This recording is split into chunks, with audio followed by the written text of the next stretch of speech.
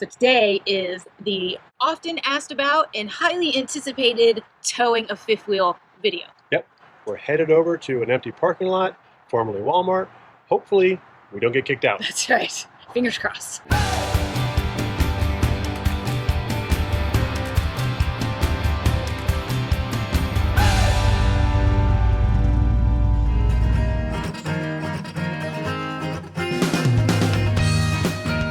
It's moving day. Yep, not your typical moving day. Nope. We're moving about 200 yards Yeah. to a new site. Yep. We're at the halfway point of our stay in North Carolina and we have to move sites. So we thought, what better time than now than to film a video all about towing? Because when we were looking at buying a fifth wheel, I looked for towing videos. There really aren't any, and I wanted them, so maybe you do. That's right. Since we have to hitch up and move anyway, we found an empty parking lot that we will hopefully not be kicked out of. Yeah. We didn't exactly get permission. Yeah. We didn't get permission at all. We're just going to go. It's an empty Walmart parking lot, and there are often other RVs and big rigs and stuff like that in there. Yeah, so I think it'll be fine. But we're going to go over there, set up some cones, show you guys some backing up, some cornering and stuff like that with a large fifth wheel. I'll do that for you. I'm gonna just stand by and watch.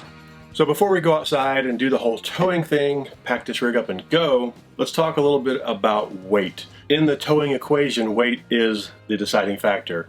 If you're being safe, if you're overloaded. Full disclosure, I'm no certified expert or anything, but I know a lot about this because I've studied it so we could be safe.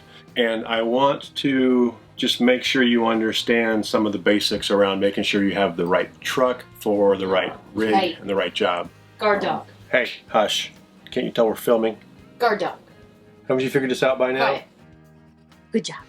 While I'm going to go over the basics of this, it's up to you to understand your own numbers and get the right information. Number one rule in picking out a truck is don't believe the dealer. They will most likely not outright lie to you, but they won't dig into the facts like you will, hopefully, or like I did. We had a Ram dealer that said for sure that dually will tow that 20,000 pound fifth wheel. Once I dug into the numbers, it would absolutely not. And I'll get to that part as to why it wouldn't when I start talking about this. So let's dig into some of these numbers. So one of the first numbers you're going to come across is called GVWR, or gross vehicle weight rating. Both the truck and the rig have their own GVWRs.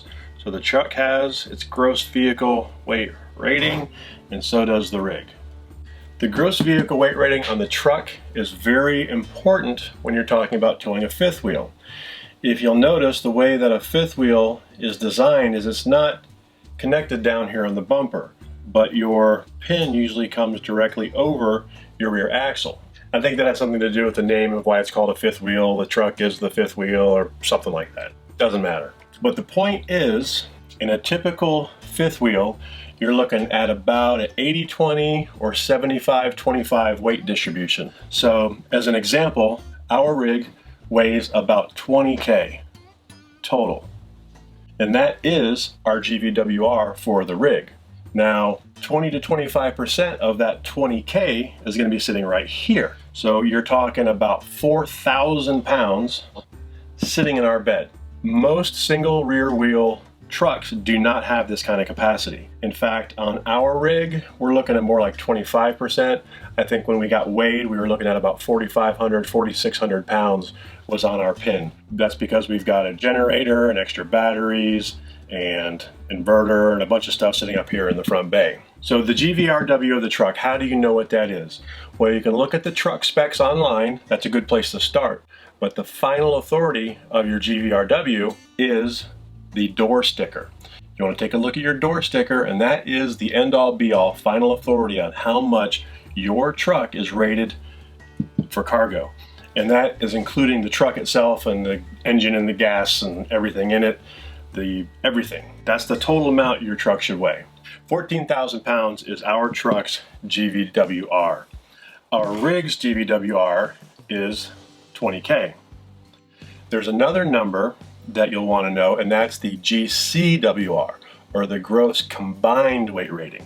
And that's again a number that comes from the truck, and you won't find that on your door sticker. You'll have to look that up in your truck's information online. But the GCWR is everything. thing. That is the rating that your truck is designed to pull complete. The GCWR for our rig is 36K. And we're going to get into the truck specs when we go outside, but we've got a F350 dually, and that's what it's rated at for gross combined weight rating. There's another number, and I know this is a lot of numbers, but you kind of got to get your head around this if you're going to understand what's going on here and what you're rated to pull. That is called your tow rating. For us, that is 27.3K. And that's basically the maximum trailer that you can pull. So you'll notice a lot of times these numbers don't add up. A good example is if you look at the door sticker inside your truck, you'll notice that you have an axle rating for the front and an axle rating for the rear. And if you add these two numbers up, they're greater than 14K. That's just so you can have some wiggle room. You don't have to have your 14K perfectly balanced. But 14K is still the max number for that. So let's talk a little bit about what you can tow. You want to stay in this 14K. You're going to hear also another number called cargo capacity, or sometimes cargo carrying capacity. And really all that is your truck's GVWR minus the truck itself, passengers, cargo, your hitch, your toolbox, everything else you've got in there. When you go weigh your truck empty and you get that number, I'm just going to pick it out of the air here and just say it weighs 9K. 9K would make our cargo capacity 5K. 14 minus 9 is 5. And that's really pretty close to where we are here. That means I've got the cargo capacity here to take that 4,600 or so pounds that's sitting on the pin. So that's the real crux of the issue when you see online talk about, oh, your truck is underrated for the fifth wheel, yada yada. Fifth wheels are a different beast than a trailer, and it's not all about this tow rating number. It's about the cargo capacity number, and you want to make sure that everything inside here stays under that GVWR. Another number that I touched on briefly here that I'm not going to go really too far into, but you do kind of want to be aware of, are your axle ratings. So in your truck sticker, you're going to have an axle rating for each of your axles, and typically you're going to have an axle rating on each of your axles for your rig. For ours, each of these are 7K. So we've got a total of 21K capacity on these axles. Dealing with the 80-20 rule, when we're at 20K and say we've got 40, that leaves 16K on 21K of axles, which is good. Got plenty of leeway there. Where you sometimes see issues is if you don't have the third axle and your GVRW for your rig is at like 16.5 and you've got about 12K sitting on 14K of axles, it's cutting a little bit closer, and that's where you sometimes will see people with these compressed springs and issues with their axles. But a triple axle rig usually has plenty of leeway. Another term you will hear is payload capacity, and that's the same as your cargo capacity. Those are the same numbers. It's how much payload you can put in the vehicle. Now again, we're strictly talking about fifth wheels here. You'll have some similar numbers when you're talking about towing a trailer. The difference is your cargo capacity doesn't have to be as high because generally more of your weight is sitting on your trailer axles, and you've got some weight here called tongue weight or hitch weight on your bumper. And I'm not going to go into that. That's a whole other ball game. So let's chat a little bit about single rear wheel versus dual rear wheel. This is a highly contentious topic. If you go online and bring up, I'm pulling this with a single rear wheel or dual, that is a difficult thing to say, dual rear wheel, you're going to get arguments on both sides. Where I lie on this is I don't think you would ever want to tow a 20K fiver with a single rear wheel vehicle. So do your own homework. You are the one ultimately responsible for your rig and your own safety. So if you choose to tow this big 20K fiver on a single rear wheel vehicle, hey, do what you're going to do. Personally, we wouldn't do it. No. Dual rear wheels, it's a little bit more of a pain as a daily driver. I'll completely admit that. It's a 22-foot truck and the thing's super wide. But when you're towing with that thing, it's solid, it's stable. A lot of people will ask online, hey, do you feel when semis pass you, does it buffet, does it move? Not a bit. Those four wheels back here feel nice and secure. I like safety. And no matter how you slice it, a dual rear wheel setup will always have more capacity and always be safer, period. It's just, you got four wheels back there instead of two. So the last thing I want to talk about as far as the towing capacity was the issue that almost could have bit us when we were getting ready to buy our truck. First of all, we're not brand loyalists or crazy about Ford versus Ram or whatever. Know the specs of the truck, and that's where the issue came in. We were test driving both Ram and Ford. Those were just kind of the two we liked. And we were driving a Ram dually. Seemed pretty nice. We kind of liked it. We were still going back and forth. The salesman was all like, oh yeah, that'll tow 20K fifth wheel, no problem. So I dig into the specs, and the problem was the transmission, the axle ratio. This little guy right here that determines basically how many rotations of the axle to rotations of the wheel. It ends up being a number to 1, like 3.55 to 1, 4.10 to 1. So you'll hear things like gear axle ratios of 3.55 or 4.10. They're talking about that 3.55 or 4.10 to 1. If you've ever pedaled a 10-speed bike, you know that as you drop your gear ratio down, you pedal more and go a little slower, but you've got more power. That's the torque. That's what determines your towing capacity down here. When you've got a higher gear ratio, you have a higher towing capacity. Conversely, you might get a little bit less gas mileage, but the bottom line is that truck did not have the axle ratio and did not have the transmission to tow this big of a rig. When I told the sales guy, he was like, oh, really? I don't know if he knew or not. He probably didn't. And there's the problem. Don't trust the salespeople to do your homework and to be educated about all of these things, because a lot of them aren't. It's a lot to take in. When we first started studying about this to be able to do this safely, it's a bit to take in, but do it, understand it, get a good feel for that you know these numbers and that you're safe. For us, these wheels and all this math and stuff means we're safe, but this is not just some weekend camper for us. This is our home. And if either one of these breaks down or has a problem because of something we miscalculated, our house is out of commission, or it might not have a vehicle to drive. So it's very important to understand these numbers to be safe. So you can't really talk about towing without also talking about tires. I'm not going to go big into tires. We do have a separate video, Spider-Man. We do have a separate video on tire safety. We'll link that up here. But one thing I wanted to mention specifically in regards to towing is when you've got more than one axle, and if you've got a fifth wheel, you've probably got at least 2. We have 3. When you're pulling a sharp turn in this thing, you're going to be dragging at least 2 of your axles. It's just physics, you know. Some of them have to drag. So that's another argument for going slow. It's easier on your tires in every situation, but especially when turning. So let's chat just a little bit about what we've got going on here with our hitch and our pin box. The hitch is the piece that goes in the truck, and the pin box is the thing that goes on the rig. We upgraded our stock pin box, which is Lippert Components Flex Air. It's pretty cool because it's got some built-in features that help ease the ride as far as the rig and truck interaction. Got a nice big airbag here with a shock, and also the rubber that came on that was just like the one on our stock unit. So it's got a lot of features in there to kind of help it, buffering the shock between the rig and the truck and the truck and the rig.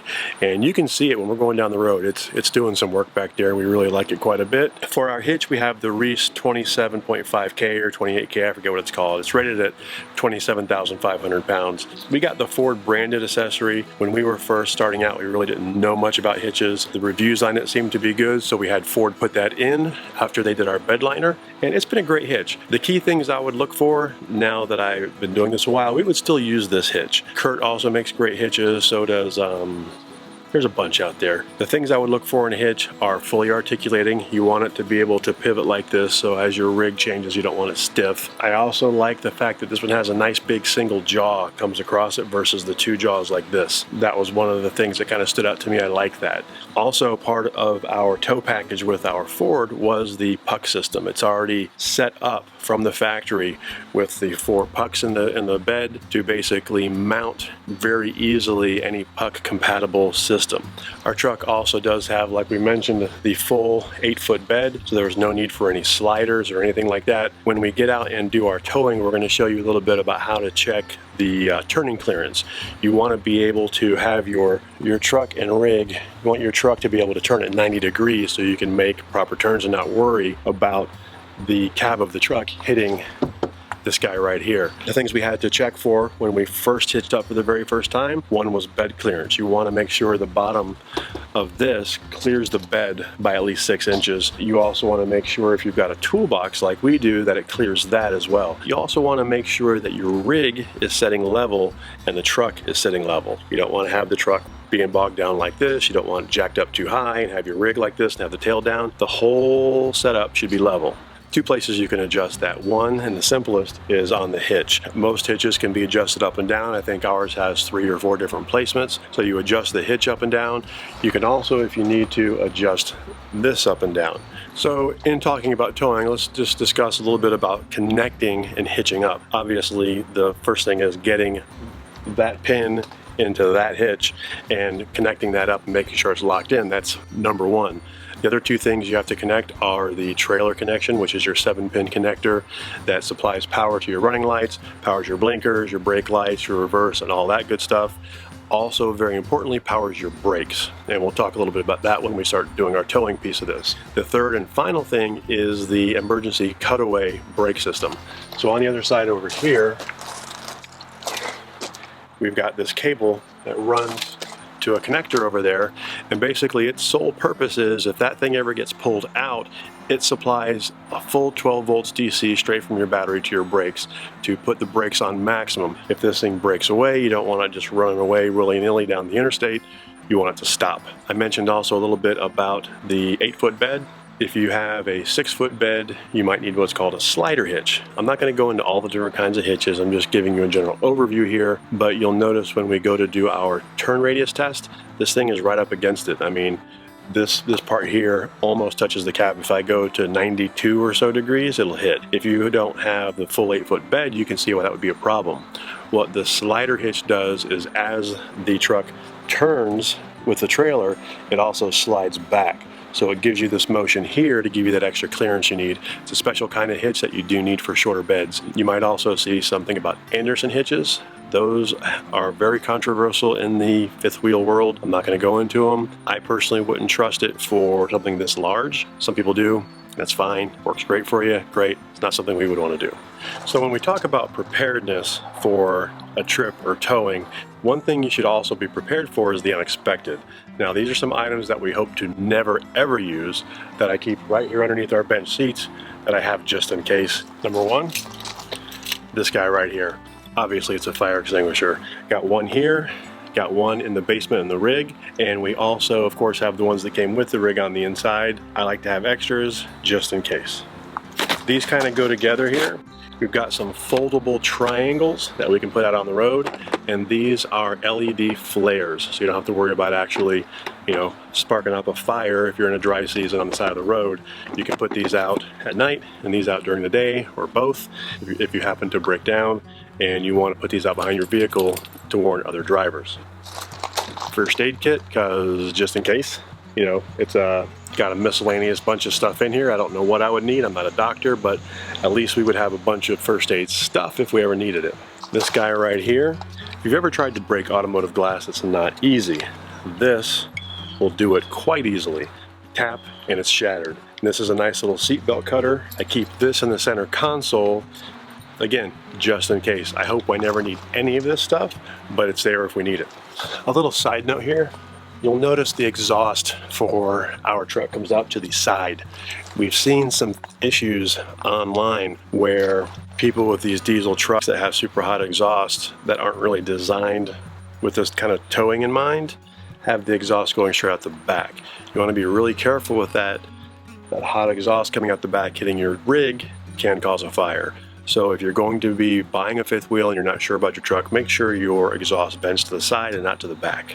Before we get to the towing portion of this video, we thought we would go over some specs about our truck. Yeah, we've gotten a lot of requests. People want to know what kind of truck we tow with, what's the engine, what are the specs, what's the axle. So we want to go over all that stuff with you. So the info's out there. I don't know what else to say about that. Brilliant. So articulate today. We have a 2017 6.7 liter turbo diesel Ford F350 diesel, which is freaking awesome. Turbo. It's very fast. Turbo. It's very powerful. powerful, has a lot of cool features that are specifically designed for towing. We'll go over some of those inside the truck. We have the 3.55 to 1 gear ratio axle. I don't know anything about gear ratios. And we'll also go over a couple of the third-party items that we've added to truck on the suspension. What do you say we go inside the truck and go over some of this stuff? Let's do it. Okay, so what do you say we go over some of this truck stuff? I say, okay. First off, let's just get this out of the way. This is a Ford truck. If you like Rams, if you like Chevy or whatever, cool, I don't care. We don't care. We're not these brand loyalist crazy nuts where ours is the best and yours sucks. So, and that goes for our rig too. We love our Grand Design, but if you've got a Keystone or whatever and you love it, cool. Yeah. Just get out there what you can. We like our Grand Design, we like our Ford. We did test drive some Rams and this, so we were open and we just ended up liking this best in the end. This was just the one that was best for us. Right. So the first step is start it because it's freaking hot in here. Oh my gosh. So the trim that we have is the Lariat, and I think that includes like leather and things like that, which we like. Leather. So let's go over some of the features that we find are awesome with this truck. Number one are the mirrors, and you're going to want these or something like it for any type of towing vehicle. You want to get the mirrors out far. But yeah, because guess what? You can't see behind you. Right. So you got to get mirrors that will extend out beyond the sides of your rig so you can see down the sides. This cool little mirror extender, push this button here, the mirrors go out, and they come back in. We also have the ability to fold them in automatically. Hey! A little squeaky. Another great feature of this vehicle is the engine brake. If you're familiar with diesel engines, they don't have any natural back pressure, so like if you're going down a hill and downshifting in a normal vehicle, that's not going to slow you down in a diesel vehicle. Part of what this vehicle has combined with the turbo is the ability to take that exhaust and route it back in and provide some back pressure. So this vehicle has a couple different modes, and it's all controlled through a button right here. So you'll notice it's got just an on mode where it just supplies regular back pressure for just normal downhill, and it's also got an auto mode, which is really cool because what it will do is you just tap the brake and then it will try to hold your speed. It also works in conjunction with the cruise control, so if you're going uphill and downhill and uphill and downhill, it'll pretty much take care of it unless you're like at a 6 or 7% grade or more.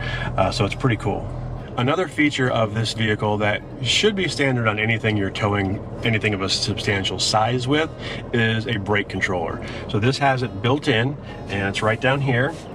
So this is what we use when we do our pull check. If you saw that video, we squeeze this to get the brake engaged, and then we can adjust the gain of the brakes.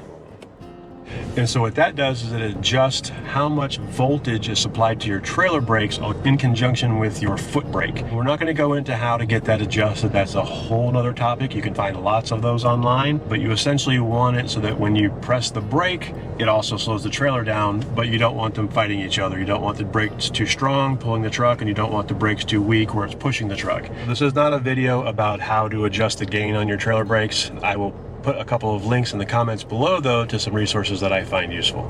Another feature that we find very useful is the Ultimate Tow camera package. This thing has 7 cameras on it. There's one on the bumper, one on each mirror, one up above the bed of the truck, one on the tailgate. 1, 2, 3, 4, 5. I don't know where the 7 cameras are. And they all work in conjunction to give you this cool bird's eye view. So this is the view from the front bumper, and this is the bird's eye view. You can see very clearly that we're not on the grass like we're not supposed to be here. So you can see Lucille back here, you can see the edges. So this is really cool when you're trying to park this beast in a Walmart or something, or you know, just as a daily driver. It's really nice to be able to see this. Now I can touch this button here, and I can get some alternate views. There's the front view and full screen, and here's my rear view split. So you won't see this until you're in reverse, but you can see I've got my split screen here with my top-down view and my bumper view there. I can switch over and see just the bumper view by itself with some warning signals here on the top-down view. I can go in here and see this nice little split view from the sides. You can also see inside the bed of the truck. This is really cool sometimes when trying to line this thing up. Mostly I just turn around and look with my eyeballs, but this is still kind of cool. And then there's the trailer camera looking down both sides of the rig there. It's kind of neat having all those cameras now. Do we use them all, like when backing up and hitching? Not really. I pretty much just turn around and look out the back window, but I have used that, and it's kind of neat to be able to line things up. It's really cool having that top-down bird's eye view for parking. So some things that we've added that did not come with the truck that we find very useful. One of them, the jury's still out on whether or not we think it helps. It's the Load Lifter 7500 XL airbags. I don't really know that they help. I still feel like we have a rough ride. Yeah, the ride in here is a bit rough, especially on some of those roads in the Northeast. They just beat the hell out of you. And you mean Indiana? Indiana was horrible.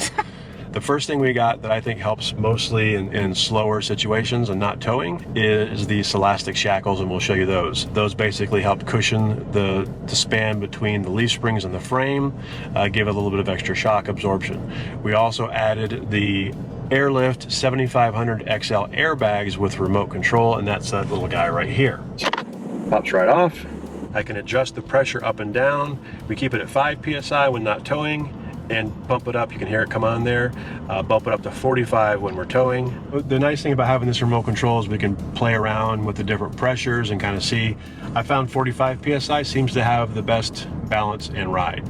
Additionally, we have a Furrion observation camera, and our rig and a lot of newer fifth wheels and trailers come pre-wired and have a mount built in ready to go for the Furrion observation camera. One catch on wiring that up is typically those are wired directly into a hot circuit that will drain your battery if you leave your camera on and plugged in. We wired ours in to the running lights so that when I turn our lights to the on mode, it supplies DC power through the trailer connection to the running lights and to the observation camera. You want to make sure you get the observation camera and not just the backup camera.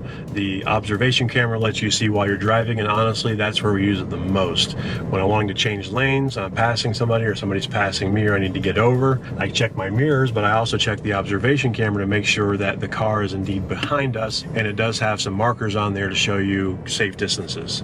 A really good item to have in this litigious society in which we live is a dash cam.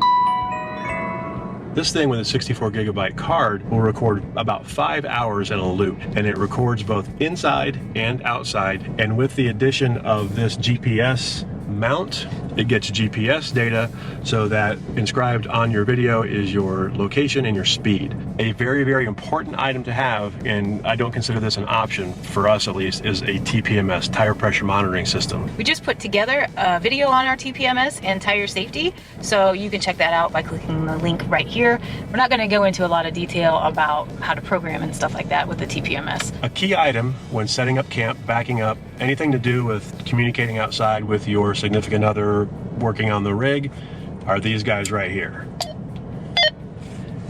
These guys right here. Boom. What's your vector, Victor? So these things here are great. People use cell phones or whatever, that's fine, but what if you don't have cell phone coverage? Get a good radio, and you'll just find it's nice to be able to pick this up and say, light check. Check. So we're gonna hitch up and we're gonna head over to Walmart, or formerly known as Walmart. The parking lot formerly known as Walmart parking lot. That's right.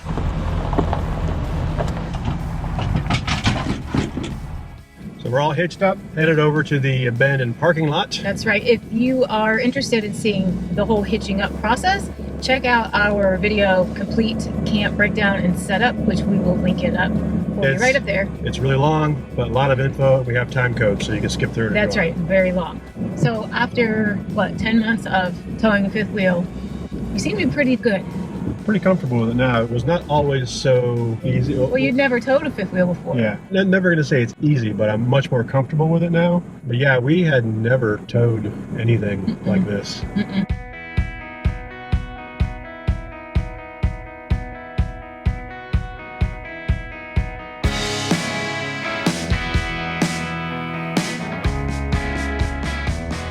This is the parking lot, formerly known as the Walmart parking lot. Right. We got lots of room here. We're going to set up some cones. We're going to go through a couple different maneuvers. We'll go over those with you in a minute. Yeah, and I'm going to be on the handy dandy walkie-talkie so that I know what's going on, what he's doing, and how I can help him in any way. So let's talk a little bit about a successful trip from point A to point B. It requires a lot of planning. Yeah. And for us. Yeah, we like to plan. We're not willy-nilly hook up and go and figure it out on the way kind of people. We like to know exactly where we're going, exactly how we're going to get there. If you watched our breakdown and setup video, you know we have a lot of checklists that we use. Yeah, So. I mean, look at this thing. We're towing this ginormous thing, and when we get there, I want to know what it looks like, how we're going to enter. You know, I want to know all the stuff about our thing. So some of the tools that we use, and as part of our checklist also the night before, is our trip planning. One of our favorite tools for planning our stays and our where we're going to go is RV Trip Wizard. Really great tool. It is subscription based, but we do recommend that. Some of the things we look for when we're planning it out is gas stops. RV Trip Wizard also will tell you where you're going to run out of gas, where you need to get gas in your trip. And where you're going to eat. Yes, plan where you're going to eat. And we go so far as to use Google Street View and Google Earth to take a look at the park we're going to and figure out, okay, how does it look? Does it look tight? Are we gonna be able to get in? I'll even go down to Street View and go into the park if I can, look at the entrance. And that also kind of helps you because when you get there, you've already seen it. When we've actually not reserved certain sites because we looked at them on Google Earth. We also, the day of, use our GPS app on our phone called Copilot. Yeah. This thing lets you put in your dimensions and weight of your rig. Specifically, the height is the most scary part, and it will route you accordingly. It's based on trucker data, so routes truckers. This thing's about as tall at 13 feet 6 inches as a commercial truck, so we want to make sure we don't hit any low bridges. Yeah, and I also have an app on my phone that's called Rest Stops. It's not that great of an app. It sometimes frustrates me, but when it does work, you know, you can see the rest stops that are closest to you and how, you know, all that good stuff. Because rest stops are important as well as fuel stops. Yeah. Something that is always in the back of my mind, and I'm kind of paranoid about it, is the weather. We have a little portable weather radio that we keep in the truck. So if we are expecting some bad weather, we can use that, which just kind of helps give you a little bit more peace of mind. Additionally, know a little bit about the overall weather systems because you don't want to tow this thing in high wind. I would say that around 20 mile per hour winds is our cutoff. We haven't had to drive in high winds, but this thing is really stable. People ask us a lot about when trucks pass us on the interstate, does that wind buffet or knock you? Not a bit, not with this big dually. So if you watched our tire safety video, you know that we inspect our tires and the linkages and all of the stuff under there before our trip. We also, during our trip, check everything. I mean, you're pulled over, you're at a rest area, walk around, look at your tires, feel your tires, look at your linkage, look at your shackles. Just kind of make sure everything looks good. Check your treads. Why not? You're stopped. You don't know what you might have run over in the last 100 miles. You don't know what you don't know. And he'll also take a look inside the garage and check on Lucille and make sure that all those things are nice. Yeah, and definitely. If you've got a toy hauler and you've got a big motorcycle in the back like we do, anytime we stop, I will just pop the door open, hop in there, check the straps, make sure everything is secure. Again, because why not? Additionally, while you're traveling, don't get in a hurry at any part of your journey, setting up, breaking down, the travel. Take your time, and if you're getting in a hurry, that's when mistakes are made. Don't have the need for speed. That's right. No Top Gun. Also, we never travel over 65 miles per hour, ever. That's our top end, even when the speed limit's 70 or sometimes 75. Additionally, if the speed limit is, say, 60, we usually go 55. If it's 65, we go 60. We're always going a little bit slower than the average traffic because we're pulling 30,000 pounds down the road, and our stopping distance is not the same as anybody else. Yeah. And so what? It takes a little longer to get there. At least we're being safe. Yeah. And honestly, going 70, 75 versus 65, it does not gain you that much. Not that much. Also, when you get near your area, when you get off the interstate and you're on surface streets, go extra slow. I mean, if you're going to hit something or something's going to happen, going slow has two benefits. A, if that something does happen, it's going to be less damage because you're going slower. And B, you've got more time to react. Once you get to the RV park or whatever destination where you're going, we always get out and we take a look at where we are supposed to park this thing. Yeah, you know, I see some people come into sites and they just pull right in and want to back right in and they got to do it 5 times. You know, again, it goes back to go slow. Park it, get out, look around. Goal, G-O-A-L, get out and look. That term stuck with me from a class we took at Lazy Days, and quite honestly, it's brilliant because if you're backing in, even if you're in the middle of backing in and you're thinking, okay, I want a better picture of what's going on here in my head as the driver, I will park it, put the brake on, and get out, walk around and look and get a feel for the area. And he will get out several times if he needs to, and that's fine. I've come to expect it. I didn't quite expect it in the beginning. Another tip when you're setting up, when you're trying to get parked, if it's not going well, if you just can't quite wiggle that thing in there, Doesn't feel right. yeah, it doesn't feel right, don't be afraid to start over. Pull out, drive around the loop or whatever it is, or just pull out, pull forward. We've done that several times no where big I'm not quite getting that angle right, and I'm like, you know what, I'm just gonna pull up and just try again. So we're gonna do some maneuvers now. Yep, we're gonna set up some cones and we're gonna do some things. Hopefully we don't get asked to leave. Yeah, one of the things we're gonna show you first is checking your turning clearance. What's your clearance? So we're gonna go over making a right-hand turn. Of course, there's gonna be cones, but it'll give you a feel for how wide you've got to turn in this big guy here. We're also gonna film what it's like pulling into a pull-through site, which is super easy. Easiest ones to get into. Not much different than making a turn, other than you're trying to get that left side lined up perfectly when you make that turn. And we're also going to do 2 back-end scenarios. One most common, which is an angle back-end, and then we're gonna do a 90-degree, which are not fun because you'll see you've got to get out wide. Yeah. You might have to run over giant tree stumps. Yeah, or medians like your brother's driveway. Yeah. A couple of times we've had that scenario, so it's good for us to show you. Yep. So let's go do this. So this first thing we're going to show you is kind of 2 tips in one. One, we're going to show you how to do a turning clearance check, but in that process, I'm going to do a maneuver, I don't know, I call it the wiggle. You basically forward, back, forward, back, forward, back, forward, back. So Did you just make that name up? I did just make that up. Keep it down. We're filming. Where you essentially wiggle the truck back and forth like this so that the pin box kind of stays in place and you can turn the truck. What you're really doing there is, if you think about a fifth wheel, the way the mount is, the truck is the turning point. It's like the front wheels for the trailer. So turning the entire truck is like turning the front wheels on a vehicle. That's the direction the rig will go. Watch, you'll see what I'm talking about. All right, let's do it. Do it. You'll see, hopefully with the other camera down here, that I'm going to try to keep the line of the rig right where it is and turn the truck that way. It's just a sequence of a little bit forward, turn the wheel the opposite direction, a little bit back,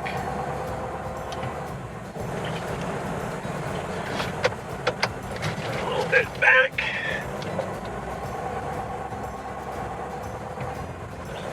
and you'll notice that the rig is barely moving. This is a good way to get a sharper angle when you don't have a lot of space. You just have to be careful with the tire drag, which is another reason to go slow.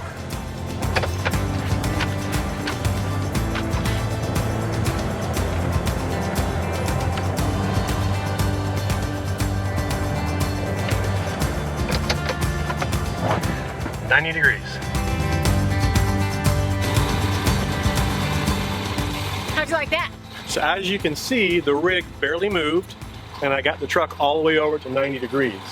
So as part of this, you can now see, and we'll get some close-up shots, I can get to 90 degrees, and I'm not hitting the rig on the bed of the truck. I've got clearance over the toolbox, which wasn't the case with our first toolbox. Yeah. Also, a shout out to Lazy Days. During our delivery process and our PDI, they came out and helped us do this and showed us how to do this to make sure that we were good to go down the road. They weren't going to let us just hitch up and go. So thank you, Lazy Days. Yeah, that was really cool. Yeah. That was really cool. Another thing that this maneuver is good for is if you've really got to back into a tight area. The big problem is when you're turning a rig like this, you're pivoting on the axles. That has a couple of problems. One is you're going to always have trailer drag. With 2 or 3 axles, there's always going to be some tires that are dragging across and some that are just rolling. So another reason to go very slow is to take care of your tires. Also, you're going to have a lot more trailer swing, and your truck and rig is going to swing out a lot more. So just because you can turn it at a 90-degree sharp angle doesn't mean it's easy. You made it look easy. Okay, so now we're going to do an angle back end. I would try to get over close to it, but not too close because I want to be able to cut it in. If you can let me know when my back tires just go past the last cones. I am going to get my rear wheel's well past where I want it to turn, because you have to turn these things and cut very early. So I think the wheels are past, right? Yeah, you just passed it though. You look good.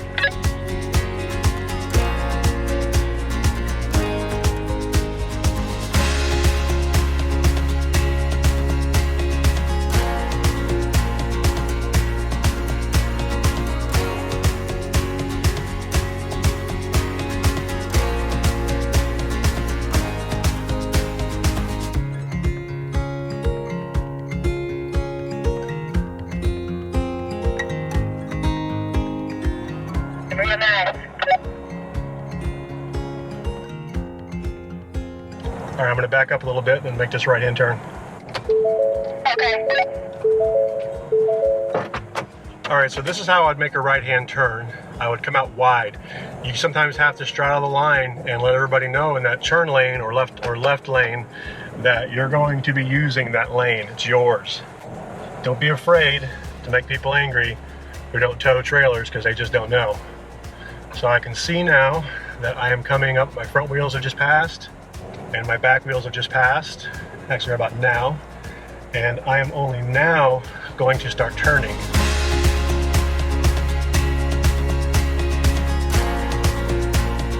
And you'll see that inside track will follow, and I'll overcorrect all the way into the turn.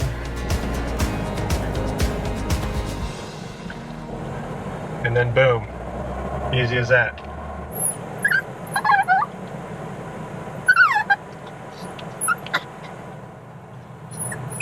So now we're going to do a standard pull-through sight, which are amazing because they're basically just a left-hand turn typically. Just gonna pull up here and just make a wide turn in. Always go as far as you can without hitting whatever is gonna be in front.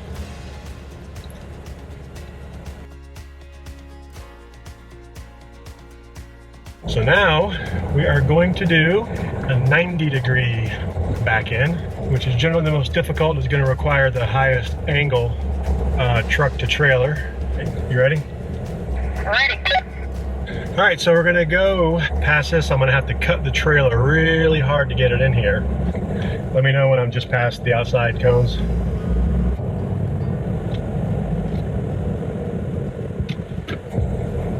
Yeah, it's fine. Thank you. So now I'm going to have to kind of do that walkover maneuver that I did before. Except I'm going to have to really cut it. And this is where bed clearance and truck clearance makes a big difference.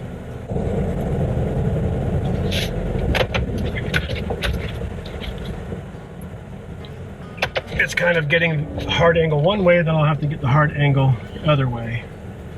So I've got a good angle now to be turning in there. Always check this side, make sure you're not going to run into anything. Now the trailer is getting close to being on the angle. So I'm going to start wiggling this thing back to the right.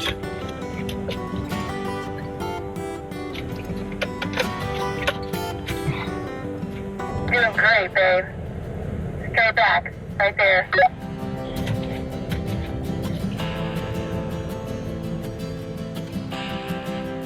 Perfect.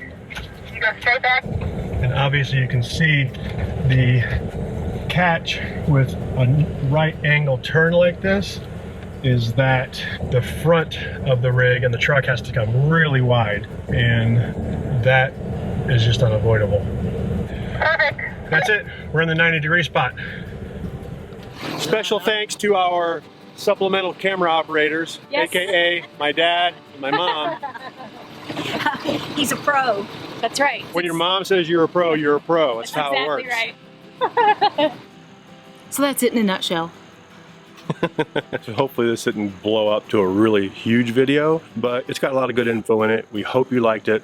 When we were researching fifth wheels and how to tow, I couldn't find anything that actually showed real towing. So we hope you liked that part. Right, and hopefully that it was helpful and helpful. And hopefully it was helpful for you. So just a quick summary of kind of what we feel are some important points in towing this gigantic monster. Number one, go slow. There's both when you're setting up, when you're hitching, when you're backing in especially, go slow, get out and look. Take your time. Yeah, don't be in a hurry. When you get in a hurry in any part of the whole process, it breeds problems. Walkie-talkies are a really good idea so that you can have your partner in the back spotting and helping guide you. Planning your route the night before is a huge help. You know what you're getting into. You know what to look for when you get there. You've already put your eyeballs on the virtual target. Virtual target. Well, you know, on Google it's virtual, so you know when you get to the real target, you're prepared for it. I think that comes from military training. You train visually to everything. That way when you see it in real life, you're ready for it. It's good to have as much knowledge ahead of time as possible. Absolutely. So along with the planning, of course, checklists always help. If you've ever seen our camp breakdown and setup video, you know we're big on checklists. You make sure you're not going to miss anything if you have a checklist. If you use it all the time, don't skip it. It will save you for sure. Right. And I think most importantly, maybe most importantly, is have the right tow vehicle. This is true. I mean, we're not going to get into the tow vehicle argument. Hey, if you want to see some fireworks, go post about a truck and say, is this enough truck or the right truck? You'll get a lot of responses, good and bad. We want to do what's best for us and for our safety. Right, so this is how we do it. We wanted to share it all with you because we get that question every day. And it was a big question we had. We didn't know. This is our first RV ever. It's definitely our first 44-foot ginormous monstrosity of a rig ever. And it does take some practice to get used to pulling it. There's no substitute for practice. So we were lucky that we got our delivery at Lazy Days and they had a delivery lot there and they're like, drive around here and back in, back out, you know, pull out, do what you need to do. Find a place to do that and get comfortable maneuvering because it's different than a trailer. And even if you're familiar with a fifth wheel, a giant fifth wheel is a whole nother story. So we hope you like this video. Please subscribe, click the little bell. Please check out our website. Do that because we often do special blog posts and things that you won't find on our YouTube channel or our social media. You can also subscribe there and get notifications when we put new content on our website. Right. Follow us on Facebook and Instagram too. Right. That's where we like to interact with you guys, hear what you're doing, where you're going, what you're up to. We'd love to hear from you, see pictures of your rig and your dogs and kids and stuff. And if your kids are dogs, that's cool too. So if you have any questions about this video or any other videos we put out, feel free to leave them in the comments. And that's it. I think we're going to get on the motorcycle and take a ride. We're out of here, people. That's right. See ya.